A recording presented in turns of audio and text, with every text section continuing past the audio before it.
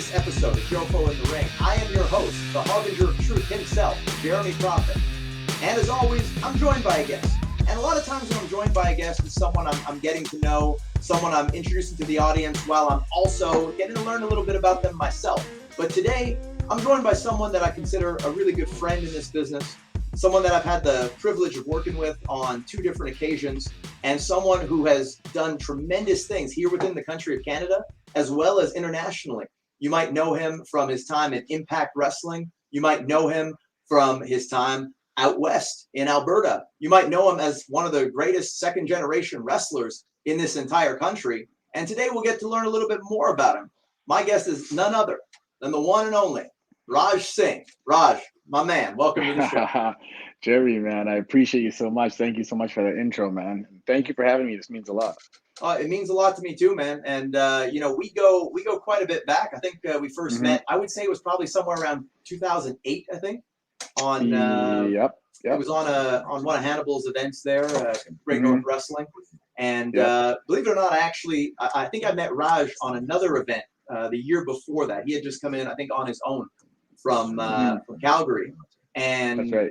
we had gotten to talking a little bit, and so I remembered him. And then I saw you, and it's like, oh, okay, cool. You guys are cousins and stuff. And I didn't even know that we would end up wrestling each other the next day. I think that it maybe wasn't on the cards, and I kind of pushed for it. So I'm like, I like these guys. I think me and my partner Sexier can do a hell of a match with you. And every time we've gotten the chance to get in the ring, I've enjoyed it. A lot of great memories, and I think those matches are still online on YouTube. People can see the tag match that we had from Great North Wrestling. But that match was actually fun. I remember that match was really fun up in Montreal. Yeah, it was a lot of fun, and both you guys were so great, and I love that we had met on the Canadian independent scene at a time where not a lot of guys were traveling. Sometimes maybe guys from my area would make it down to like Ontario, Maritimes if we're lucky. Not many were going out west, and a lot of you guys out west weren't really coming here. So for me, it was really cool at the time, still fairly early in my career, to get to work with some other great Canadian talent from hours and hours away. So people don't realize how far apart Canada is. There's really only like 2 big cities in every province, and then there's just like a ton of land. So, geographically, I'd say you and I was in BC this past weekend. That was a 5.5 hour flight. You being in Alberta, that's probably maybe an hour short of that. So it's still a big distance. And that's by plane. But, we'll get into our little history in a bit. I think people would like to know, how you got started in the wrestling business, because you had a very unique start with being a second-generation wrestler. Yeah. I played hockey. I did everything, what every Canadian kid does. But being the son of a professional wrestler, it's kind of like that's what I was going to do no matter what. I had my opportunities to play hockey at a high level. And dude, you love the business, so you know what it's like.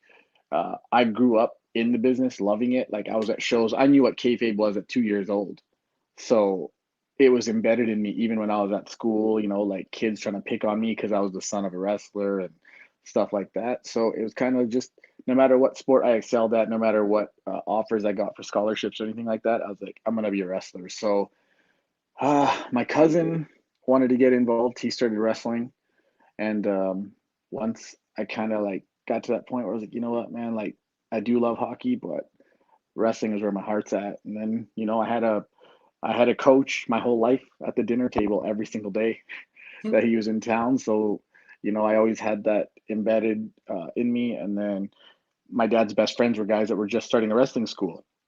Bad News Allen and Champagne Jerry Morrow. So what better way to get started than to learn from guys that literally traveled the world and made a living professional wrestling.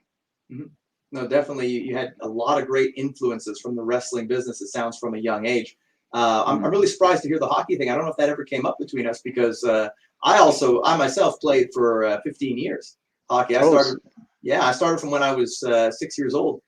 Chose to play hockey. My parents didn't want me to do it. They figured they were going to just buy me a ton of equipment, and I was not going to like it. I was going to give it up after a few practices. But I loved it. I saw it on TV, much like wrestling, and I said, I want to do this. And had a nice 15-year career, played right up to the junior level. But wrestling was always my love, so I didn't pursue hockey beyond that. Funny thing, I mentioned my producer there when we were off air. He and I were probably on about 10 different teams together. Person who played on the most teams with me, and now he's the executive producer behind Jofo in the ring. So That's dope, man. That's dope. yeah, So you guys got to stay like working and connected. So that's awesome. yeah, and as Canadians, you know, it's part of our culture here. You know, did you grow up being a fan of the Flames? Yeah, man, I chased Yager around. So whatever team Yager played for, Oh that's what I yeah, cheered for. That oh, was my guy, bro. Yager was my guy too. I had Oh, the nice. long hair. I had the mullet just like him and everything. We could. Bro, likewise, bro. Until I had to shave it all off, I had the mullet too, bro. We looked like Wow. Speedball Bailey. Yeah, yeah. Mine was a little curlier, but yeah. It's I remember he got to play at the end of his career for Calgary. I think he retired with the Flames. Yeah, so I used to always tell myself, I'm like, hey man, whatever team he ends up retiring on, that's the team I'm going to cheer for. So I kind of got lucky, man. I kind of feel like I'm in a simulation at times. Wow, no, that's amazing. I got to see him play. You know, hockey tickets super expensive here in Montreal, like the priciest ticket in town. But Yeah. I remember, you know, at one point I was just like, I got to see Yager. Before, you know, it has to be a thing in my life. And I got to see him when he was on the Florida Panthers. They played against Montreal, but he was kind of towards the tail end of his career. He was just kind of looming around the red line, you know, hoping to kind of maybe get a breakaway, that kind of thing. But what a Yeah, it's like hockey that. player he was. It's like that And Ric Flair last match. You have to see it. yeah, You have to go catch it. that's a great comparison. But I mean, his longevity and the fact that he played till he was like damn near 50, just amazing. Wow, I would have not thought that we would have had the same That's actually so hockey funny, and man. favorite Yeah, player. Yeah, that's funny, awesome. dude. You were forward then. I was, yeah, I Yeah, was. yeah, like me. Yeah, Yeah, Bruno over goals, here goals. was a defenseman. Oh, nice. Yeah, he's a bruiser then, huh? I started playing center near the end. Yeah, that's true. He just corrected me to say he started playing center. We actually played on the same line. We actually found a lot of success on the same line too in those later years. Yeah. The later Yeah, end of and our that's why you guys are good teammates and work together here now. Yeah, I think so. I think we had that same chemistry on the ice, and now we have it here in studio. But I think hockey players make a great transition into wrestling because I think hockey 100%. has that physicality, even the cardio. To me, like I've always had good cardio, and I attribute it to hockey. Do you feel you gained a lot of good attributes from your time as a hockey player? 100%, bro. They always say like, they want people that are football players to hop over to wrestling. Hockey players, it's a tough sport. You got to be skilled to play. And I'm not saying like we're not trying to gloat here, but you got to do that extra skill of skating, and not every human in the world can do that at a high level. So once you learn how to do that and then be able to like compete and then like you say, like fight through like the adversity, have that truculence, have the skill and the mind frame to play at a game with high IQ, that's the same as being in the ring. So for sure, 100% those attributes helps in the ring. Yeah, I think that the wrestling world is too quick to dismiss that because there's that emphasis on like football players, and for a time it was bodybuilders, for whatever reason. But in terms of the actual skills that translate well into wrestling, like I'm very thankful that I had that many years of hockey under me, and it made me battle tested and ready for the physicality and the toll that it takes on your body to do professional 100%, wrestling. Yeah. 100%. Now, just kind of shifting gears here, you had mentioned both your father and your cousin who were wrestlers. Just for those who don't know, I'm sure our audience is a pretty smart audience here, but for those who don't know, let them know exactly who your dad and who your cousin that you referenced earlier are. Yeah, so my dad is the great Gama. He wrestled in Stampede Wrestling and all over the world. Actually, he was in the WWF for a long time, and then he was actually on Impact with myself and my tag team partner just a couple years ago before COVID there. So he came made a Resurgence, and that's how people know him. He wrestled as the Great Gama his whole life, and my cousin is Jinder Mahal, who is also Raj Singh on the Indies. But yeah, he obviously everybody knows him working for the WWE. Yeah. And I remember when we first met, it was, I think I'd met you guys individually, and then you were like, yeah, I'm Raj. And then he was also like, I'm Raj. Well, how do we tell you guys apart? I mean, not that you guys look that much alike, but it's like, if I'm saying, hey, Raj, and then you both turn around. 100%, yeah. I think it was Big Raj and Little Raj. Exactly. Big Raj, Small Raj, or Little Raj. And then I ended up being called Junior everywhere I went. So everyone to this day still calls me Junior. And I'm like, all right, well, I guess I'll roll with it. That's cool. Yeah. I remember them being especially confused when we were in Florida when they were going through the names. And it's like, well, you guys are both Raj. Okay, this one's wrong. And that was quite something. So one of the things I find interesting about your career and stuff is, you're one of the few Canadians. You're Canadian born in Calgary, if I'm not mistaken. You're a Canadian who made it onto the big stage there with Impact, with Desi Hit Squad, you and Rohit Raju. Yes, sir. So that to me is always something that's impressive, because you actually did something that I think is extremely hard to do, which is to wrestle most of your career in Canada and then actually make it to the big stage. So, I mean, maybe you've done a little bit in the United States prior to that, but the majority of your body of work seems to have been in Canada, and then you got that call. How did that come about? Man, it's tough to explain. Like, I was, like you say, on the indies here, which is like a black hole for professional wrestling. And I was just staying out west. Like, I traveled early on in my career, but then ended up sticking around in the west. And then, as you know, you and I did a tryout together. Yeah. And then after the tryout, at FCW there, they had called me back for another one. And I came back for another one now when they were at the PC in Orlando. And they told me to change my gimmick. They're like, we have an Indian guy here, which obviously they were referencing Jinder.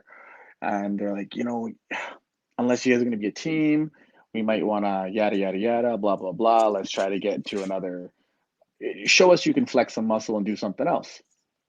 So I completely came up with a different persona, which that's when you and I worked as singles. I was doing that persona, which was like a Caribbean salsa dancer, which just happened to... Not to cut you off, I kind of referred to it as Pitbull, but I used to get that reference all the time. So yeah, like the Pitbull, like looking like Pitbull on stage there. But looking better than Pitbull. Yeah, thank you. Yeah, I would hope so. I'm taller too. Yeah. And then the next, I got a phone call. Again, they're like, okay, well, we like your stuff. Can you come on down to the PC for a tryout? Another one. And it just happened to be, they call me, they're like, hey, do you have your turban? I was like, yes, I do, you idiots. Like, they tell me not to do the Indian gimmick. I come back as something totally different, and they say, hey, grow a beard out and bring your turban. And then they started asking me what languages I speak. So I told them I speak Punjabi, and then they said, forget the Spanish thing, let's roll with this. And it was a little game of like, we like you, but hold on, hurry up and wait. I was calling it. And then I was working a day job where I kind of was like, it was really good. And I kind of thought I might give up the wrestling thing and just stick with this. But as you know, it's always in our heart. So we got to chase it. Sure. And next thing you know, as the phone calls are coming in back and forth, I had worked in front of Scott D'Amore in Ontario probably 3 months prior. And then I get a phone call, and it's Don Callis. And then he's asking if I'd be interested in coming over to Impact. And of course, you have to say yes, because, TNA and Impact are one of the companies we grew up watching our whole lives. So it's like, of course you want to be a part of that. But now when it rains, it pours. Nobody's called me for the last 7-8 years. And now I'm getting a phone call from both companies at the same time. So I went back and forth, and I'm not trying to sound like a cool guy here or say I was leveraging anything, but I literally was like, what do I do? I've been in the business for X amount of time. I've been trying to make it for a while. My cousin's been here already for 7 years, 8 years at the time. And then I was like, Impact was the desire that Impact showed to having me on the roster spoke volumes. And people are always like, oh, the glitz and glamour of WWE. I was like, you gotta be wanted, and you gotta be respected in order to enjoy it as well. Yeah. And WWE was playing a game of, let's do this, let's do that, hurry up and wait. Impact was like, let's go, let's get the ball rolling, let's rock. Yeah. And that's more or less how it happened. So it's more, like lightning in a bottle, I guess. It was just like I started to just travel a little bit. Got booked in Toronto, and then Scott just happened to be there that day. What was the promotion in Toronto? Battle Arts. Oh, okay. Yeah, Battle Arts. Yeah, in the same place where we wrestled. 100%. Yeah, I remember that. Yeah, well, I mean, it's funny, the wrestling business, it's really a game of right place, right time, and putting in the work consistently, because you never know who's going to be watching and what door it's going to open. I think it's an important lesson for a lot of people out there. But I mean, it's really cool that, you were able to do essentially what I want to do, at this juncture of my career, where wrestling in the United States is so difficult, all the work visa requirements, everything, the risks that we run doing it. I want to be able to show that, Canadians can wrestle here and earn merits here and get scouted. And I think that's one of the real problems, the lack of scouting. I've had TJ Wilson on the show. I've had Lance Storm on the show, not just because they're guys from up your way, but, had a lot of great Canadians here on the show. And it's recognized that that's a problem, but it's one that the industry is not really doing anything to adjust to. Over in Europe, they had NXT UK. They do a lot of things to open a lot of doors for people overseas from Japan and those kinds of places that are, heralded as being, quite frankly, better than us. At least that's the perception. But I think that Canada is it's like an untapped oil field. And instead, they're just kind of, going through the process of just fracking with, the talent that they have there in the U.S. rather than looking to a place where, hey, there's a lot of exceptional guys that didn't get their time under the bright lights. So the fact that you were able to do that and defy the odds, man, I commend you for that tremendously. I appreciate that, man. Yeah, thank you. And obviously, how you're saying, it's definitely being lucky, but that I'm super fortunate of, and I don't take that for granted at all. Mm-hmm. And the way you were saying about how with WWE and they're making you wait, and then Impact came along. Honestly, that's a good problem to have because at least they're keeping you in mind. At least there's interest from those kinds of companies, and I think 100%, man.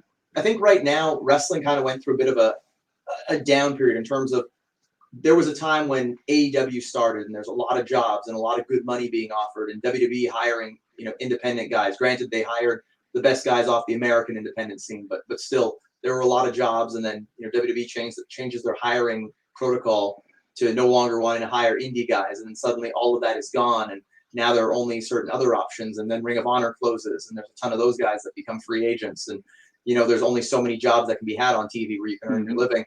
But I think that we're entering into a new resurgence now where it's going to become a good time for independent wrestling. I just hope that Canada doesn't get forgotten once again, like it did the last time there was that boom in independent wrestling.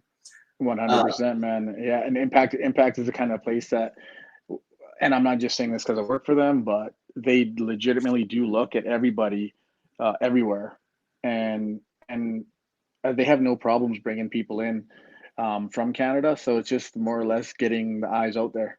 Yeah.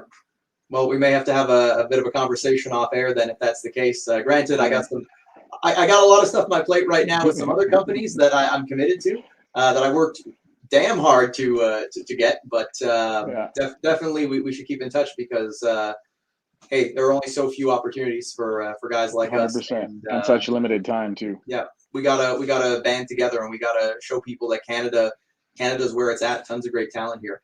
So I kind of want to go back to the tryout that we had there in Florida, because I was with you guys, with Raj, with Jinder. I actually recently had Rhett Titus on the show. And, sick. Yeah, I remember him there, yeah. We went back, we talked about, that tryout and everything. What are some of your memories from that? Was that your first tryout with WWE, by the way? That was my first tryout, official tryout. The first one I had was at before they did tryouts, they used to bring guys in for the house shows and have them trying out. And I was fortunate enough that my dad had some friends in high places at the time. But without getting into too much detail, we ended up getting called into the Saddle Dome and to go to Edmonton for a back-to-back before the tryout. And next thing you know, when we get there, they're like, hey guys, we're so busy, we're not gonna be able to check you out. We're not gonna be able to check you out. So they kept us on the loop, and then it ended up being that FCW tryout. But I remember for that one, they had called us and they told us to fly in. So we were kind of fortunate enough for that. Yeah, no, it was the same with us and with my buddy Darko, who Tomasino, yeah. Tomasino, yeah. He actually came back recently. Started doing a few shows, but he's got kids now. He's got a family. So but he was a big prospect. I mean, it was thanks to him. They got him everything, man. They got him a nice hotel, a rental car. They were real high on him. I was just some guy who was, glad to be there and just kind of trying to make the most of it. But they were rolling out the red carpet for him. Oh, dude, they even gave him the special lights. Like you're saying, what's one of the memories I had? I was like, when they made him do that promo again, like Undertaker, and he turned his head sideways and did all the lights and all that kind of stuff. I remember that clearly. I also remember you and Jinder and you two and another guy named Dustin got more than one match. You guys had like 3-4 matches. So you kind of can tell that those are the guys that were on the radar there. It's interesting you say that, because when I was talking to Rhett Titus, and Rhett, I didn't talk to him much when I was down there. I mostly hung out with like you and Raj. Like we were there at the TV taping they were doing for FCW. We all sat together, and then there was another dude. There was this like jacked guy from France. Like he spoke French, and I think like him and Darko, they because Darko was French, so like they were talking a lot, and he was kind of like in our orbit. And then Alex Silva was another one of our guys from back home that we knew. Which Silva and I, we actually didn't really see eye to eye at that time, but we kind of were putting on a professional face for each other. But with Rhett, I didn't talk to him much there. I don't even think I got in the ring to really work with him at any point. Like we didn't even touch at that camp. And it surprised me when I talked to him, and he said, he's like, when I went there and they said like we're gonna choose a winner, he's like, I thought it was gonna either be you, Jinder, or Dustin Starr, which was the guy's name. And it's funny that Dustin Starr just keeps coming up, and I guess he made quite an impression. I mean, I remember his promos more than anything. Yeah, he ended up becoming a referee there for a while. Yeah, I saw that. Yeah, but he had he was good on the stick. Had a good body. It was an interesting camp. I often wonder, because I don't remember everybody. I think we were like 70-something guys there who went on to success, and I try to find out, because again, it's hard to remember everybody's name and stuff. Yeah, Reno Scum, the Adam Thorstow, he ended up being on Impact for a little while. He was there. He was there? Yep, he was there. He had Scum written on his stomach and tattoo, the tattoo guy. You might remember. He was there. Chris Knight, who was there, who ended up, he didn't really go on to like any international fame, but he ended up being Lance Storm's #1 for coaching people. Okay. He's a good buddy of mine. Tyler Breeze was there. Tyler Breeze was there. Matthias Wild, he was there. Oh, I remember. Did they give him the first match on like the first day, the first match? That I don't remember. So I have this vivid memory. I remember it was a guy from Calgary, blonde hair. In my mind now, totally matches up with what. So that was him. That was him. He was the only guy with the blonde hair from Calgary. Yeah, I totally remember him. I did not know that was Breeze. Wow. Yeah, it was Breezy. And then he won the camp after us. The very next one. The very next one. Yeah. Yeah. Wow. I did not know that. Yeah, man. I remember there was a dude that was there from like Australia, and in my mind, I'm thinking like it might have been Buddy Murphy. You remember the Australian guy? I think it was him. Yeah, it was him. Had a pretty good build, and I'm pretty sure it was Buddy Murphy. Just he didn't have the beard kind of like he does now. That's right. Yeah, that's right. Yeah, and there was another guy too. He became Jacob Novak, I think, on one of the NXT, the game show seasons of NXT. Yeah, he was there for a year. Yeah, he was also there, and it was quite an eclectic group. And I've often wondered how many of those guys went on to something after that. You just blew my mind there with some of that knowledge. Yeah, it was a really good group. I remember that. Yeah. Yeah, it was, and there was quite a few of you there from Calgary. I remember, or from Western Canada. Yeah, there was like 5 or 6 of us. Yeah, we were only 3 from Quebec, and I don't think there were any from like Ontario or the Maritimes or anything like that. And then there was the one dude from I think he was from BC originally. The guy, he was doing like that mayor gimmick. He was like really shredded, really like had a great body. He got signed too. I don't remember his name though, but yeah, he ended up getting signed for like a year. He did a tag team, I think, with like him and Big E were a tag team in FCW. Yeah, I remember him. Yeah. It was interesting because, like, again, I don't know what follow up you had from that tryout, but with me, like, I did it, and at the end, all the trainers told me all good things. Steve Kern told me like, "Oh, you got nothing to worry about. You were very impressive." All that kind of stuff. I did the TVs in Toronto and Ottawa, like probably that was in May. They did the TVs, and ours was in end of December. And I went to John Laurinaitis, and I've told the story in many interviews, but like it's like he didn't know who I was. And I said to him after we go back and forth, and he's like, "Well, what makes you think you're so good, kid? Why should I hire you? Are you wasting my time?" I said, like, "Why don't you call up the guys at FCW? I was there a couple months back. I'm sure they could tell you what I'm all about." And he was super rude with me. He was like, "Oh, fine, I will call them." And he puts it in his BlackBerry at the time.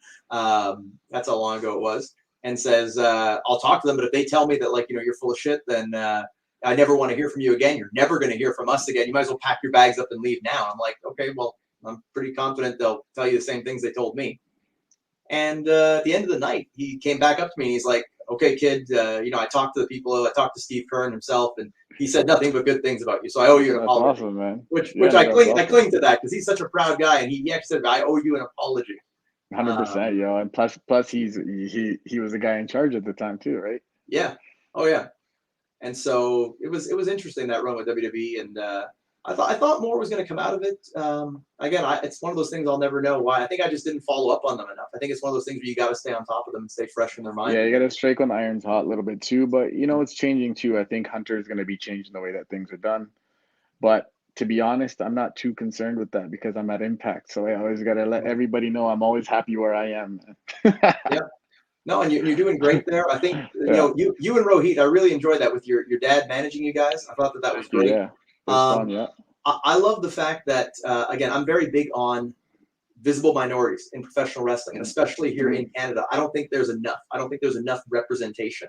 I think it's very whitewashed. Wanted to ask, what does it mean to you, to get to represent your culture in professional wrestling? So it's amazing, of course, but it's like a double-edged sword. If you and I just want to clarify that when I say it, I want people to know that, I'm not, I want to be careful when I say this too. I got hired not because I'm Indian, but at the same time, sort of, because it's like, these promotions, they want to extend the hand and they want to hire guys of different ethnicities as well, but they don't want to make it the elephant in the room when we're on stage. It's like, we're not told we have to wear the turban, stuff like that. But I do that part and wear it proudly as an homage to my people and my culture. So that's what it's like. Yes, I am doing that. I'm proudly representing, but at the same time, I don't wear the bug or the turban on my everyday life. So I don't want people to think that it's a gimmick and it's like a quota we're trying to fill on the show. So, but overall, it's great because, every time people see me on TV, I hope they look at me and say, I hate that guy because he's a good heel. And then two, that they look and say, oh, he's an Indian. Oh, he's wearing that turban. Like, I don't want them to associate it with terrorism or something, but I want them to be educated on how the character is portrayed as well. Yeah. And it's good that you represent with dignity like that. And I think that resonates with a lot of people, that you're not, playing a stereotype, you're representing it in the way that it should be. Take me through a bit of the creative process at Impact. Are you allowed certain creative freedoms, like, with your dialogue and, the facility to pitch an idea if you have something? Yeah, we can pitch at any time. We can pitch ideas whenever we want. And then on the mic, yeah, we have creative freedom with what we want to say. Of course, there's a guideline. Yeah. If I have a program with Jeremy Prophet, I got to talk about Jeremy Prophet. I'm not going to talk about the Impact Championship or the X Division title. So and then you want to be smart about it too, because we're not live. So if you go out there and say something completely stupid, you're just going to get cut from the show and you're going to get sacked. It's in our contract that we got to follow the guidelines of the booking. Yeah. And I had Jimmy Jacobs here on for an episode, and he was telling me a lot about the Impact creative process. Have you had the chance to work with Jimmy with Impact?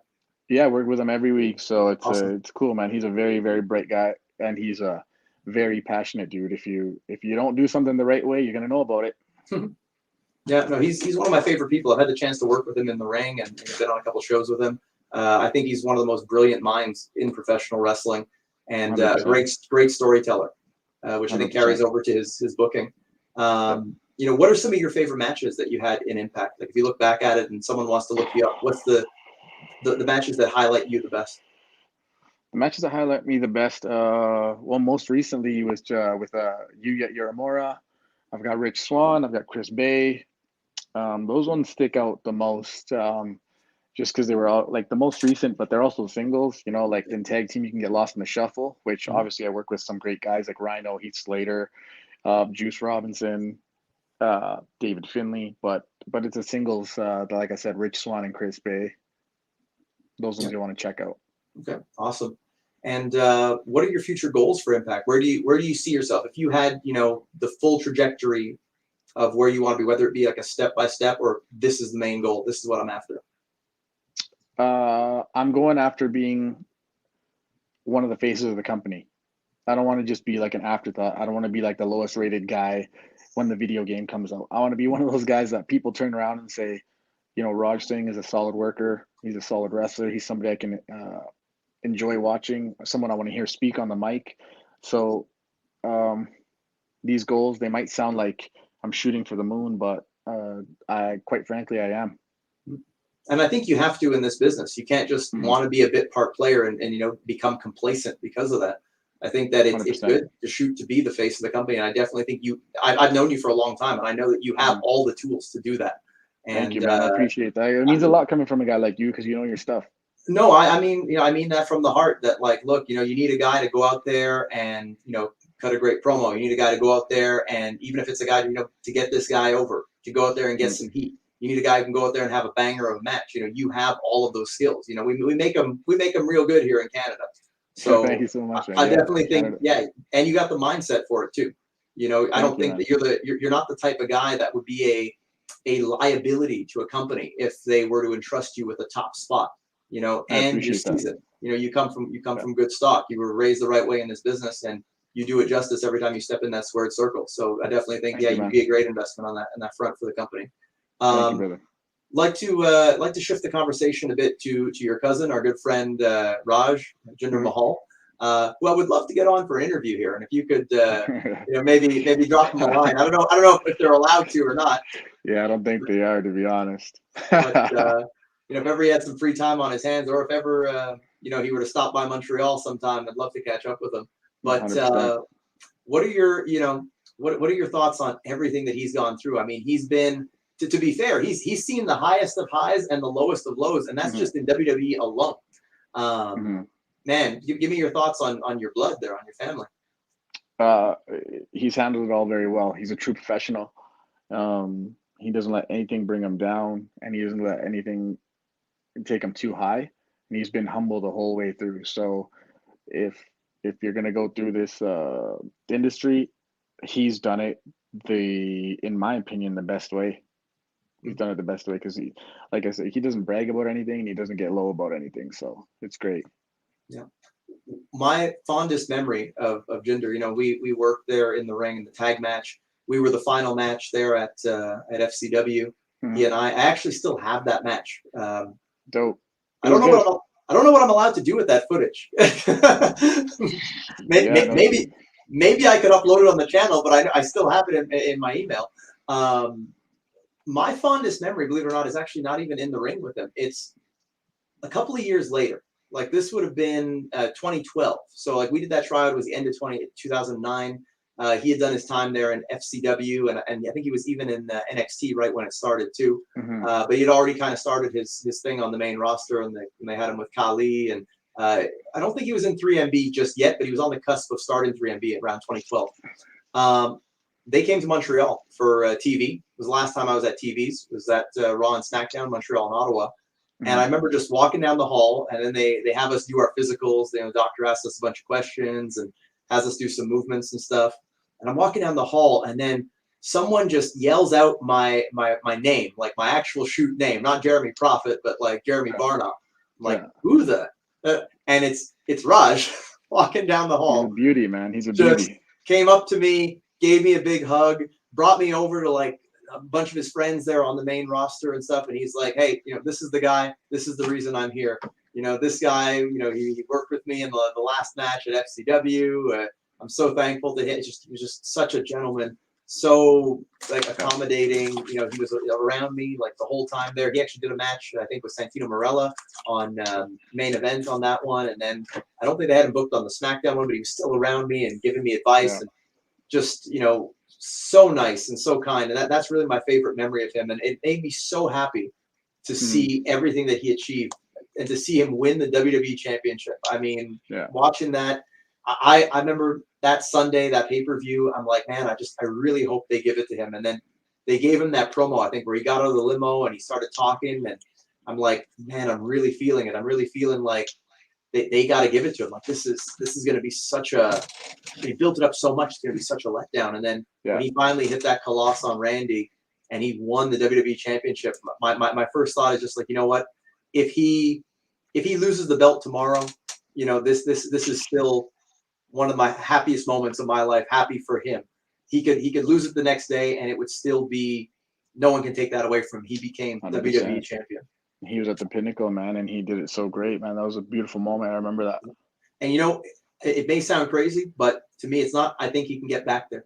I definitely 100%. think he can do it again. You know, look at where he was before. You know, he was doing like, you know, the comedy matches on house shows, and then just strung together a few wins. The right people got behind him, and he won it. So I mean, it goes to show, no matter where, he's a great example of that. That no matter where you are on the card, you know, your time can come. You know, they can just see something in you. And I'm a firm believer in that myself, that, you know, anytime you go out there, you never know who's watching, and they might see that thing in you that catapults you to the next level. Same for you, becoming the face of Impact. Yeah, no, you're absolutely right. You just got to stick with it and keep a positive mindset and work hard, treat people nice, and the stars will align. Yeah.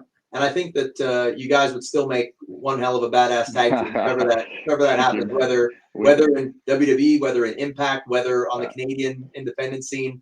And when that does happen, I hope that I'm able to be one of your opponents again. 100%, man. You know we would love that. You already know that, bro.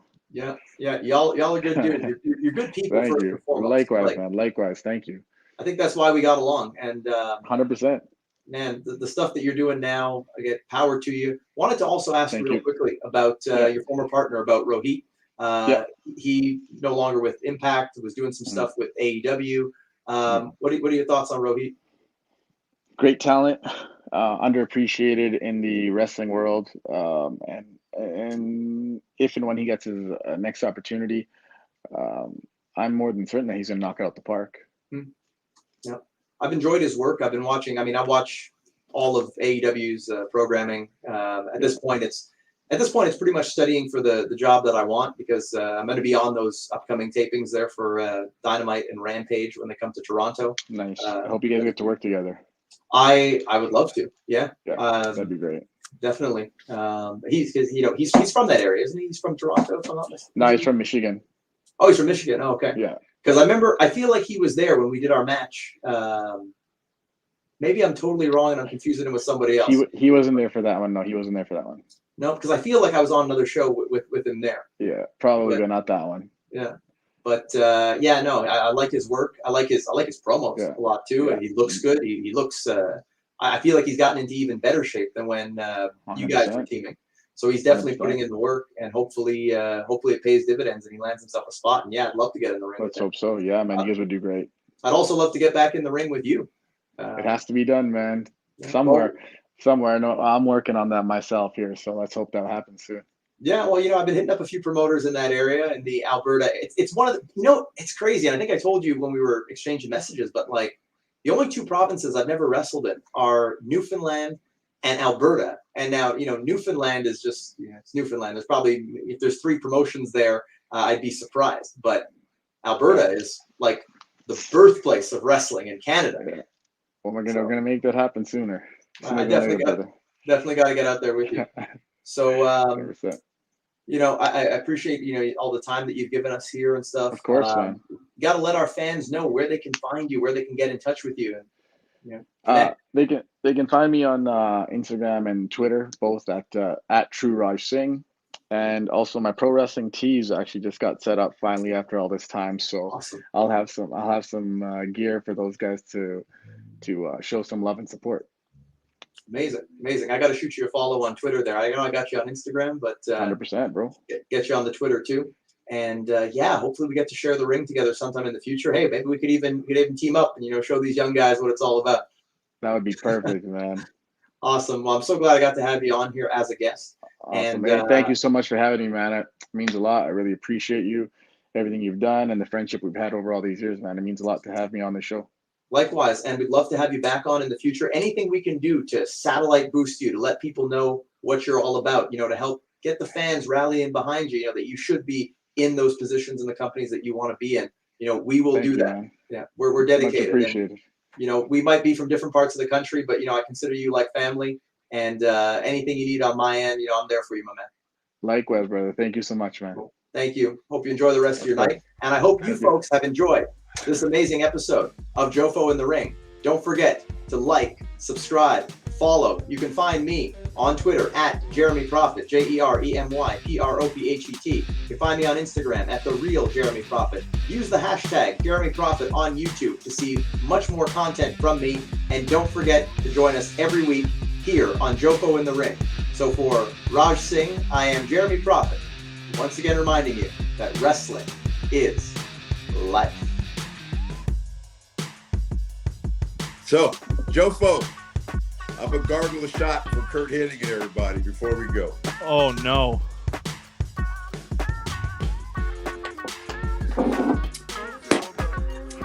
Jofo, thank you guys.